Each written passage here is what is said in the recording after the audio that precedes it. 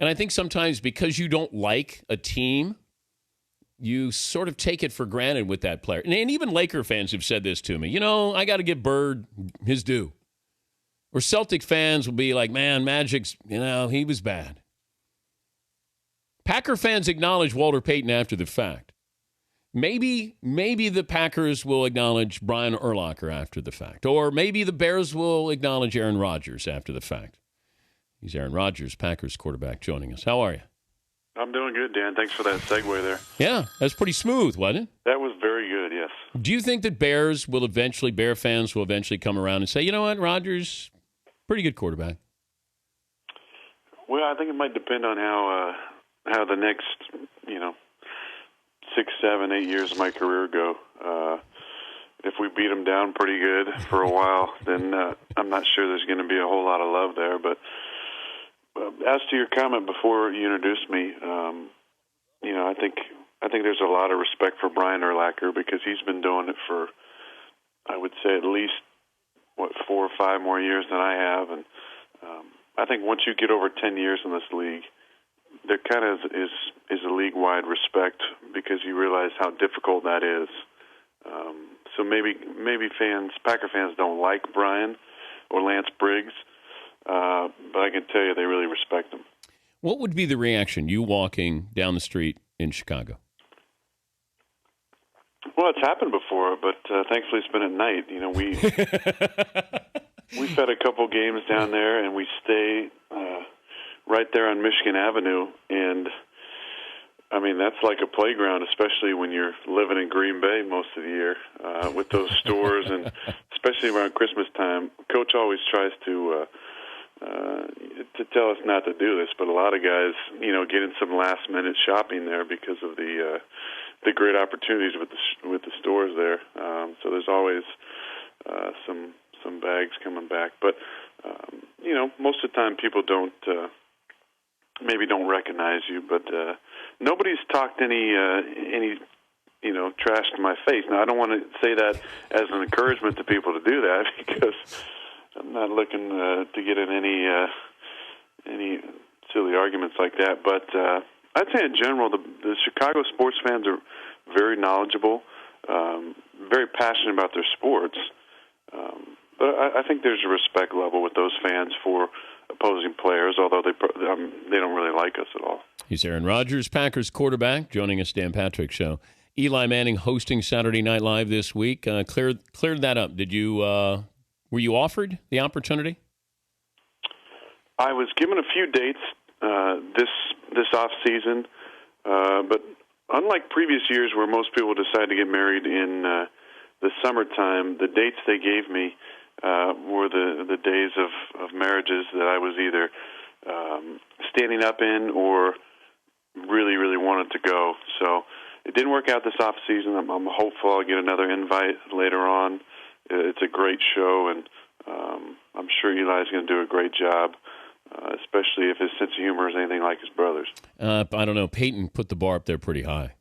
Way, way high. I mean, it's like Montana in Super Bowls, that kind of performance. It was. It was. I mean, I'm a big fan of the show, and for whatever reason, whenever an athlete gets on there, it's only natural to kind of compare it to Peyton. And I mean, the skits he did, especially the one on the field with the little kids, and when he's teaching them and they're trying to break in the car, and I mean, it was incredible. I mentioned your work at the Super Bowl. Not many people make their broadcast debut in front of, I don't know, few million people. How nervous? Compare and contrast nerves with doing that and actually playing in a Super Bowl. You know what? The nerves of doing the show with you guys, the pregame show, was more.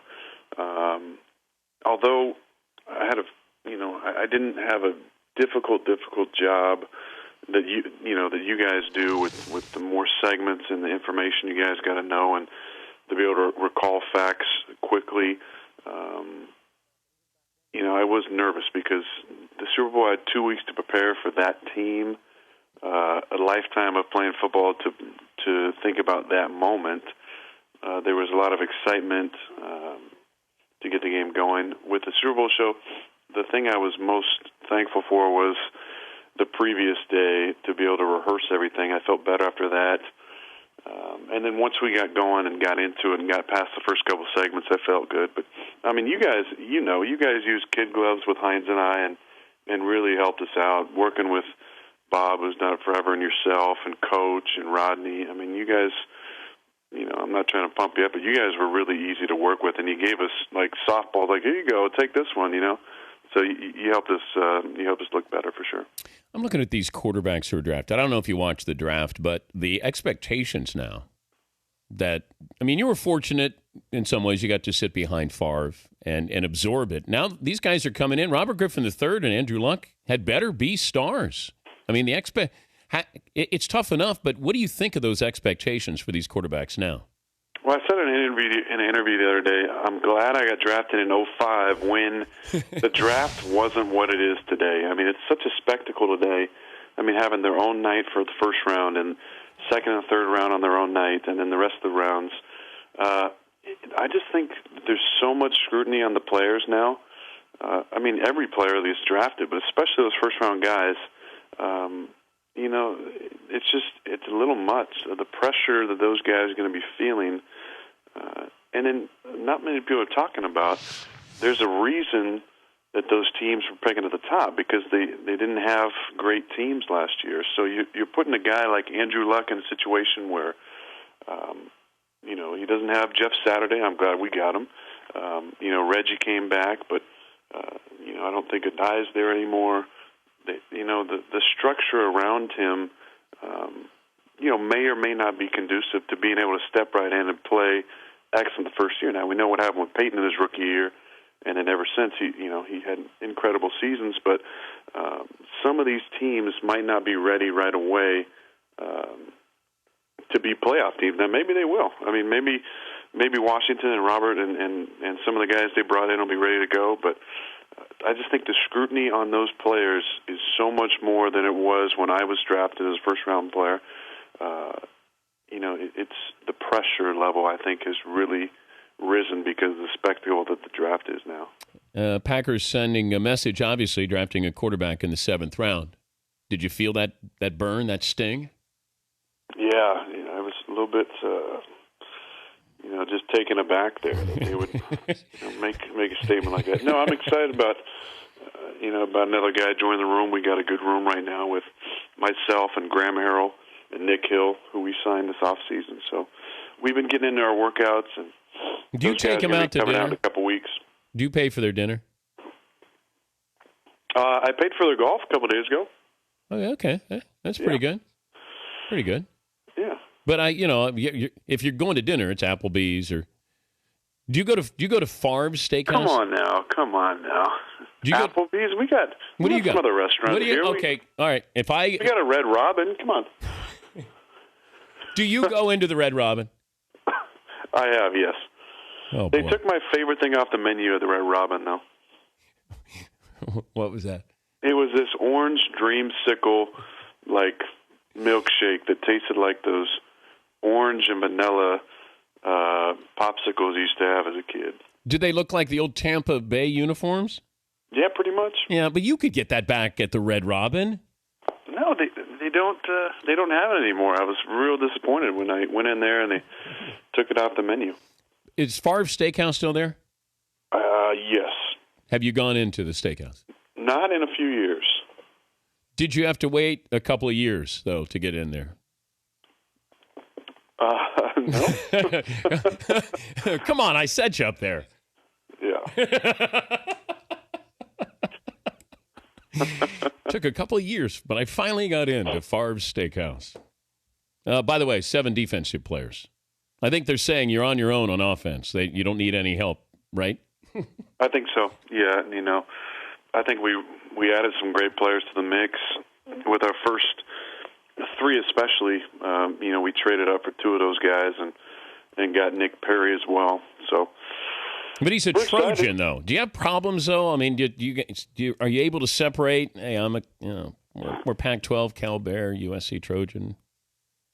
Yeah, I mean, it still stings just a little bit, but when I think about losing to them there in 2004, but I think now you encourage the West Coast guys. You're excited about the West Coast guys, because they're from the West Coast, and also because it's fun to watch them try and deal with the cold. So I'm excited to get Nick. We got another player from San Diego State. So how long did it take Clay Matthews to get used to the cold? Oh, he's still not used to it. He can't, he can't put as much water in his hair and flip it back in the real cold because, some of that water is going to get down the back of his uniform and be really, really cold. So he was upset that really bothers him. He was upset I brought up his purple outfit that he had at the Super Bowl to you.